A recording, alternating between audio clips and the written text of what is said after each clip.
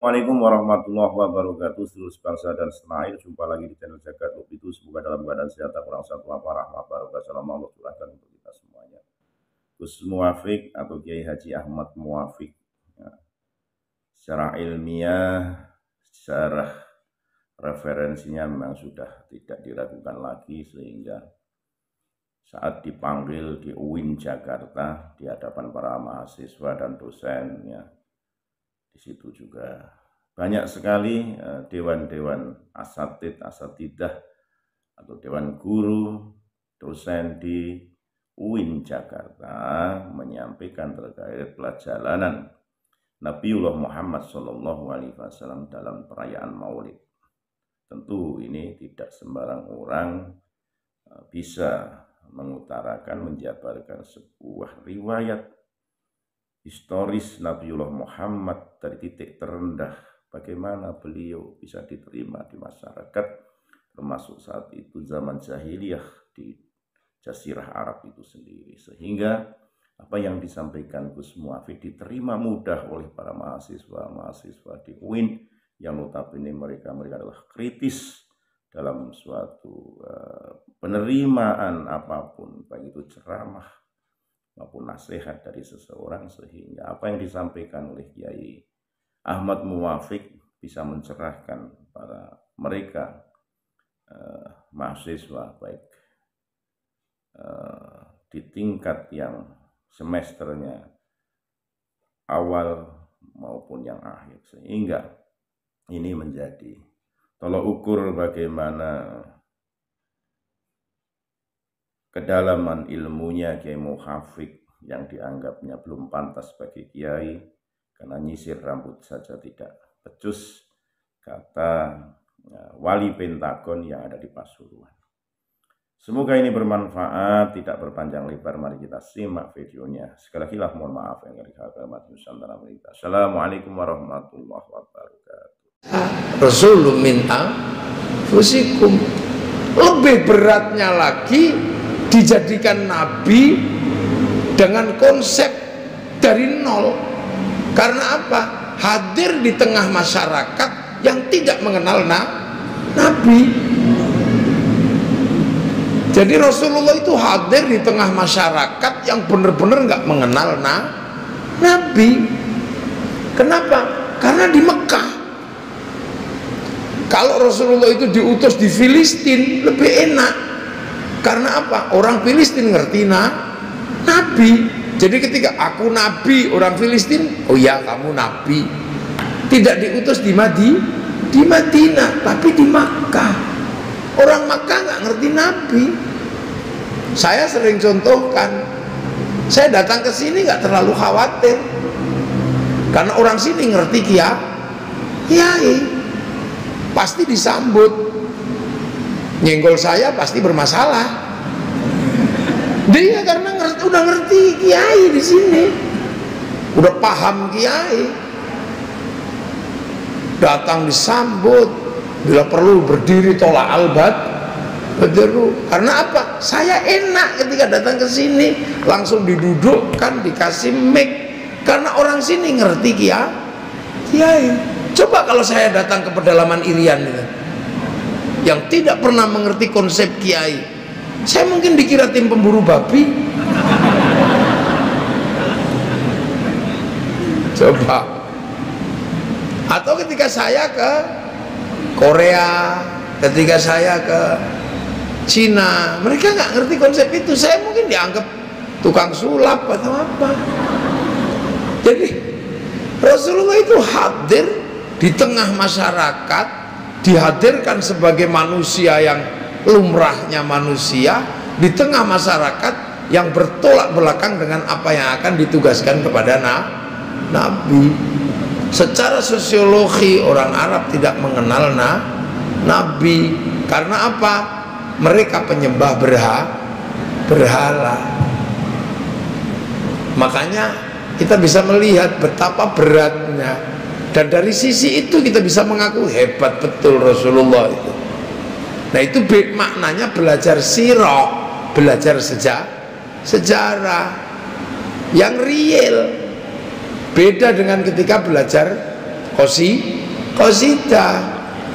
Kalau kita belajar qasidah itu melambung-lambung.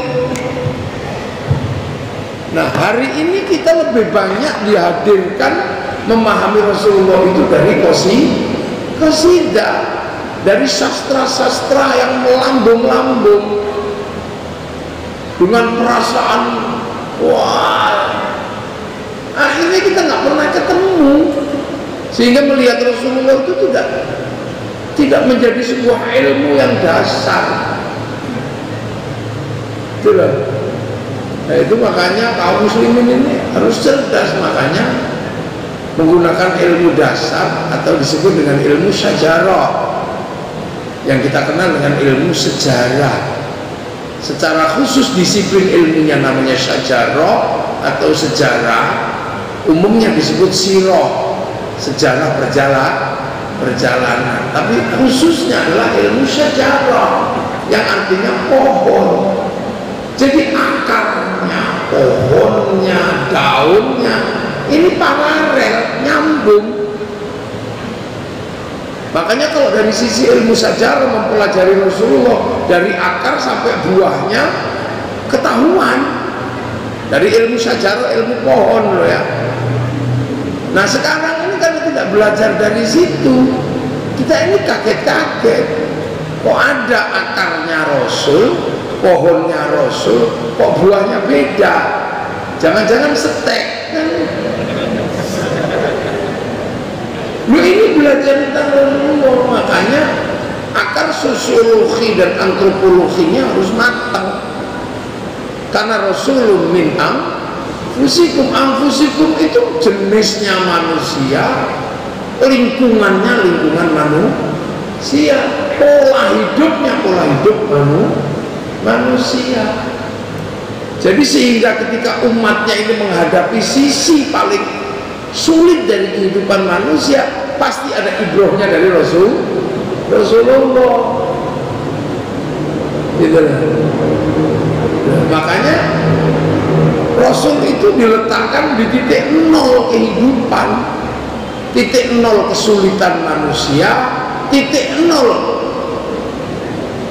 ruang sosialnya manusia. Sampai bisa bayangkan, jadi Nabi di Mekah itu kan susahnya luar biasa. Makanya orang Mekah itu menganggap Rasulullah ini ya ngerepotin aja, ya kan? Yang ditanam itu Rasulullah ya nggak didukung kalau di Mekah, karena nggak kenal Nabi. Orang Kalimantan ketika didatangi oleh di pedalaman itu kiai, dia nggak kenal. Jadi makanya kehidupan Rasulullah itu benar-benar kehidupan yang kompleks dan bisa dipelajari, bisa disinaoni betul-betul dipelajari. Di titik terendah orang bertuhan banyak, diajari Tuhan satu. Kan pusing itu, gimana caranya gitu, coba sampean. Betapa sulitnya merubah bandul dari Tuhan banyak ke Tuhan satu, dari Tuhan kelihatan ke Tuhan tidak nampak. Tapi harus ibadah kepada sesuatu yang tidak nampak, padahal biasanya ibadahnya terhadap sesuatu yang nampak. Itu butuh kedalaman ilmu yang luar biasa. Ibadah dimulai dengan bersesuci. Bersucinya pakai air di negeri yang tidak ada air. Di negeri yang sulit air, ibadahnya bersucinya pakai air. Diminum aja susah, ini disuruh wudhu. Diminum aja susah, disuruh mandi jinabat. Betapa repotnya. Iya, kalau jinabatnya orang Jakarta udah banyak air sebulan sekali, sana semalam bisa 7 kali. Air banyak yang harus dikeluarkan. Di negeri yang tidak ada makanan disuruh rajin sodako, zakat. Di negeri yang panas disuruh puasa. Di negeri yang terhadap perempuan demikian syahwatnya, disuruh tawaf. Dan perempuan yang cantik mau jelek apapun harus membuka mukanya. Betapa syahwatnya ketika lihat orang terbuka. Sementara yang laki-laki tidak pakai pakaian berjahit. Jadi kalau mau usil kan tinggal wes itu aja. Coba. Ini dalam teori dasar pembelajaran Rasulullah itu out of the box, tidak sesuai sistem. Kalau mengajar mandi di negeri banyak air, pasti banyak bisa. Disuruh bersedekah di negeri yang banyak makanan kayak kita itu mudah. Nah itu, dan Rasulullah berhasil. Makanya dalam ilmu pendidikan tidak ada satupun tokoh dunia yang menempati di atas Rasulullah. Bukan panglima perang, tapi bisa nyuruh perang. Nah itu Rasulullah. Makanya ilmu itu bisa dipraktekkan oleh umatnya. Kalau Rasulullah selalu bergerak atas nama wahyu dalam pengertian mukjizat, terus umat kayak kita yang nggak pernah punya mukjizat ini gimana membawa Islam? Gimana mau mendidik? Kan nggak mungkin Islam dikembangkan dengan halu, nggak mungkin. Karena agama harus menyelesaikan problem sosial. Bukan hanya semata-mata persoalan konsep, tapi Islam harus menyelesaikan problem realistis, problem empiris harus diselesaikan. Gitu. Karena agama ini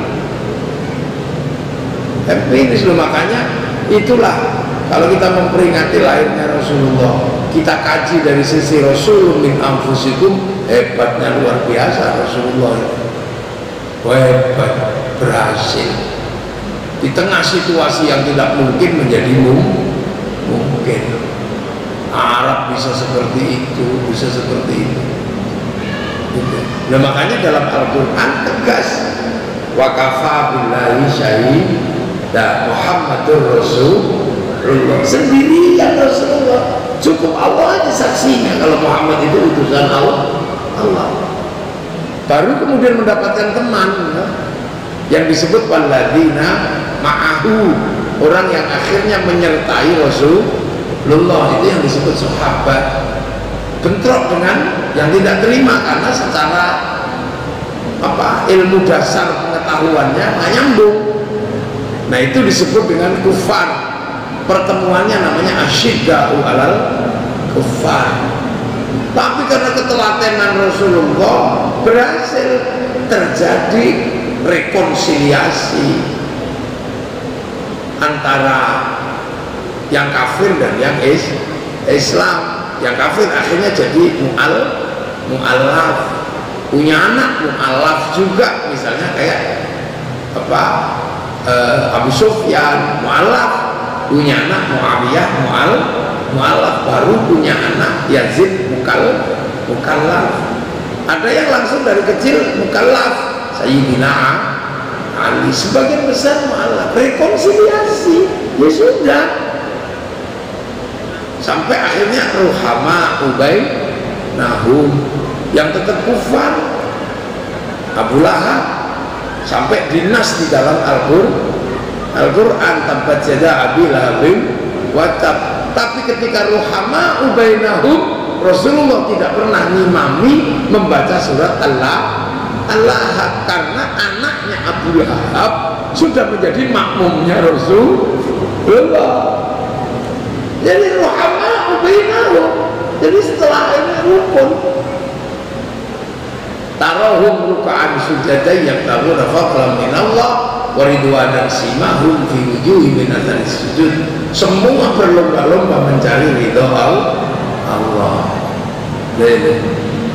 Sampai akhirnya kemudian Al-Quran meneruskan Setelah itu terjadi digambarkan dzalika mathaluhum fit Taurat wa mathaluhum fil Injil kazar'in. Islam digambarkan seperti tanaman, makanya kemudian semua bergerak ke beberapa tempat nanam. Makanya orang Jawa yang wali itu pakai kembang lir tandur.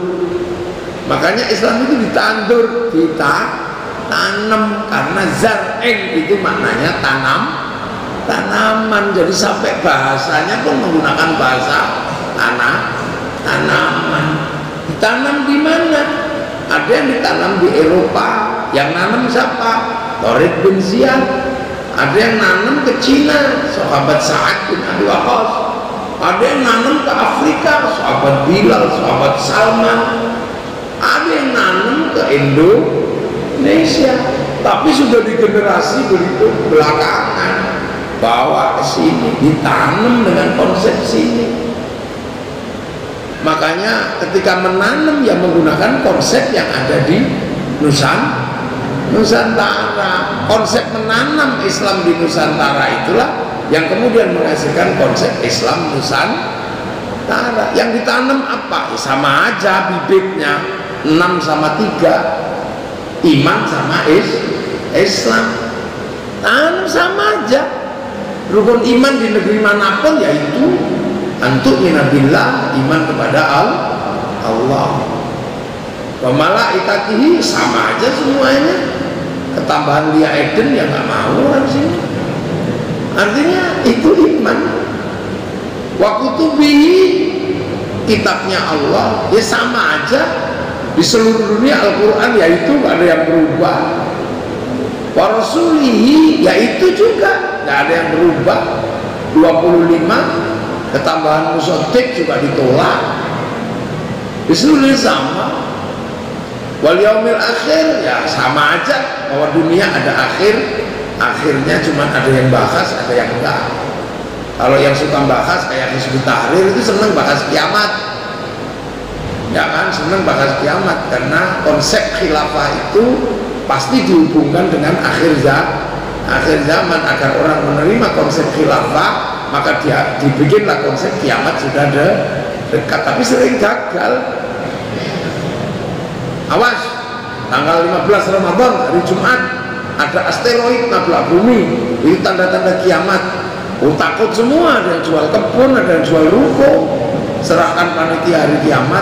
Sampai hari Sabtu nggak ada, gagal lagi cerita tentang kiamat kan. Sampai kerusuhan di Syam, itu tanda kiamat. Karena Islam kiamat itu mulainya dari Syam. Kalau Yahudi Nasrani menyebutnya Armageddon, mulainya dari Palestina, dari Bethlehem. Nah, mereka menyebut Gog Magog, kita menyebut Ya'juj Ma'juj. Nah, mulainya beda, teorinya hampir sama, tapi mulainya entry pointnya beda. Yang kita dari Syam. Makanya ketika kerusuhan ISIS di Syam, banyak orang kemudian merasa terpanggil untuk ikut menjadi bagian dari peristiwa kiamat, berbondong-bondong ke sana, bakar paspor, bakar KTP, sampai sana nggak jadi juga, ulang lagi minta diakui jadi warga Indonesia. Makanya kata kiai nggak usah serius-serius bahas kiamat. Lah kenapa? Karena kiamat itu bareng-bareng. Jadi selesai dah. Jadi nggak usah serius-serius dibahas. Kiamat bareng-bareng. Itu juga sama di seluruh dunia. Wabil qadri khairihi wa syarrihi min Allah Ta'ala, ada takdir baik, takdir buruk dari Allah. Sama semuanya, di sana di sini sama. Islam sama aja, syahadat itu semuanya sama. Anta syahada la ilaha illallah wa anna Muhammadar Rasulullah sama.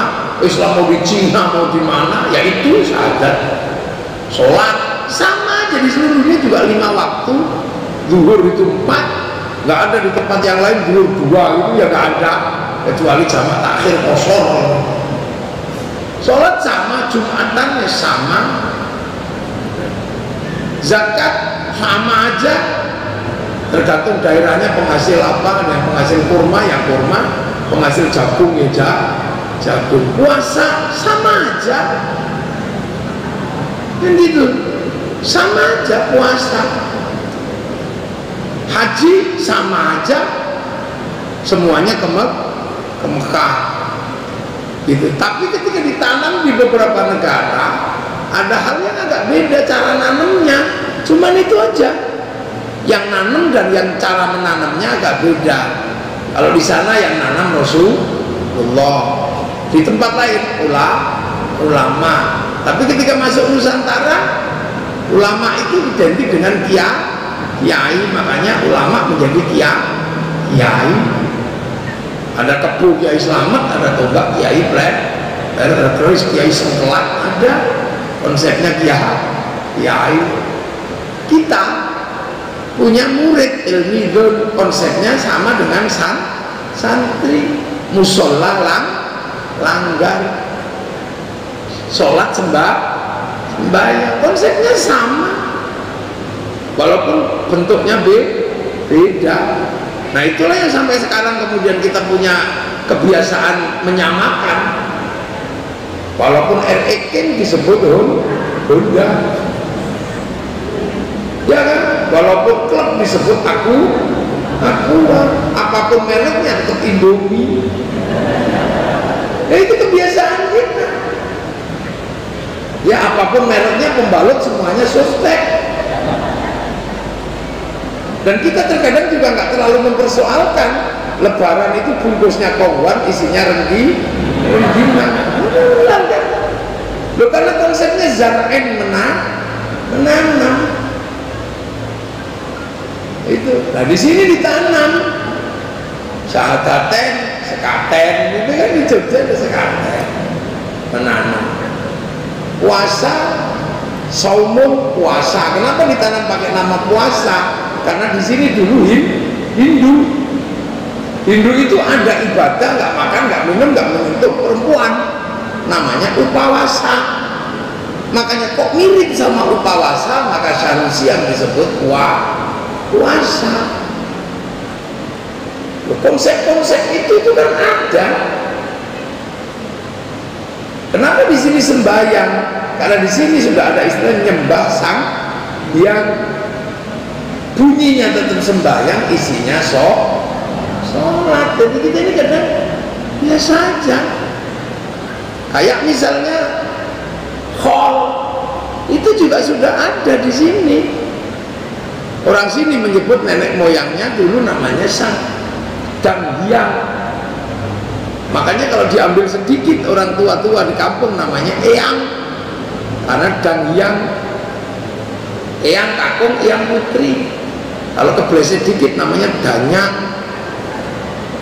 Nah setahun sekali anak cucu ini kadang bertanya, itu kan bertanya terus dijawab, terus makanannya batu, makanannya habis, pergi merantau, setahun sekali pulang bawa oleh-oleh. Ada yang sudah meninggal disembayangi. Nah nyembayangi orang meninggal setahun sekali namanya srodo. Makanya ada istilah nyadrak. Nah karena sudah punya kebiasaan mendoakan orang tua yang meninggal setahun sekali dalam upacara srodo, makanya kemudian kita juga gak ada masalah ketika diajari khol, mendoakan pada orang meninggal setahun sekali. Prinsipnya sama. Jangan lupa asal usul Al-Quran menyebut walladzina ja'u min ba'dihim yaquluna rabbana ighfir lana wal ikhwanina alladzina sabaquna bil iman. Jadi prinsip-prinsip itu sudah ada semua. Itu. Nah, yang agak berat itu misalnya mempertemukan waktu, karena beberapa ini kan pakai waktu. Sholat pakai waktu, kita mau kuta. Puasa waktunya syahrul Ramadan, haji asyurum maklumat, Jumatan hari Jumat. Nah dulu juga susah mempertemukan itu, tak mudah. Orang Arab harinya 7, Ahad 1, Isnin 2, Selasa 3, Rabu 4, Khamis 5, Jumat kumpul, Sabtu 7. Di sini dulu harinya 5, Pon, Wage, Kliwon, Legi, Air. Itu dulu begitu. Makanya mempertemukan 7 sama 3 itu nggak mudah. Makanya ada yang puasanya sama, hitungannya beda. Kayak kasus Mbak Belu kemarin itu, yang puasa hari raya maju 5 hari yang beger itu. Tapi itu memang kalendernya beda. Kalender Sunan Kalijaga, belum kalender Sultan Agung. Nah, bagi kiai kan melihat itu sederhana. Yang lain sudah sama, menentukan hari lebaran aja yang beda. Ibarat bikin rumah geser 5 cm itu lebih mudah meluruskan daripada bikin rumah baru. Yang lebih susah itu sudah nggak puasa, ikut lebaran, ngecat rumah, nah itu lebih susah. Sama haji itu susah dulu, terutama di sini yang orang Hindu susah, karena di sini ke candi batu. Khawatirnya kalau ke Mekah lihat Ka'bah batu juga. Ini masalah kalau kemudian waktu itu. Di sini muter kiri pakai kain selempang warna kuning, sampai sana muter kiri kain selempang warnanya putih. Di sini kalau selesai ibadah digundul, di sana tahalul sama-sama rambut. Di sini air suci dari gunung-gunung setempat atau sungai Gangga, di sana air suci juga dari Zam-Zam. Selesai ibadah suci, di sini upacaranya namanya gadri, memotong binatang. Sampai di sana selesai ibadah, motong hewan kurban. Makanya kemudian dulu orang sini nggak boleh haji, khawatir akidahnya rusak. Makanya orang Jawa dulu pergi haji ke Gunung Merapi, orang Sulawesi pergi ke Gunung Bawakaraeng. Kenapa ke Merapi sama ke Gunung Bawakaraeng? Karena di situ ada masjid. Masjidnya Syekh Jumadil Kubro di Merapi, masjidnya Datuk Ribandang di Gunung Bawakaraeng. Lah ngapain kalau ke masjid? Sholat Jumat 41 kali, jangan putus. Itu sama dengan pahalanya ibadah haji. Maka orang sini daripada split sampai di sana pikirannya goyah karena sama-sama batu, mending ibadah sholat Jumat 41 kali nggak putus, sama dengan pahalanya ibadah haji. Maka jangan menyalahkan dulu orang pergi haji ke Gunung Merapi. Ini harus pakai ilmu, karena nanam di tempat yang jauh. Cuman waktu itu karena yang nanam itu para wali, jadi enak. Makanya Islam yang ke Indonesia itu kan wali, yang ke sana panglima perang, yang sana pedagang. Kadang orang sering menggugat, bahkan anak-anak UIN, anak-anak IAIN yang nggak paham menggugat, kenapa Islam di Indonesia para wali yang datang, yang sana panglima perang, yang ke Indonesia itu saudagar bukan wali. Kalau Anda berbicara Islam ke sini pakai saudagar, pasti Anda nggak sekolah. Itu pasti bukan orang sekolahan. Karena apa? Di sini itu agamanya Hindu. Hindu itu yang boleh ngomong agama itu kasta tertinggi, namanya Brahmana.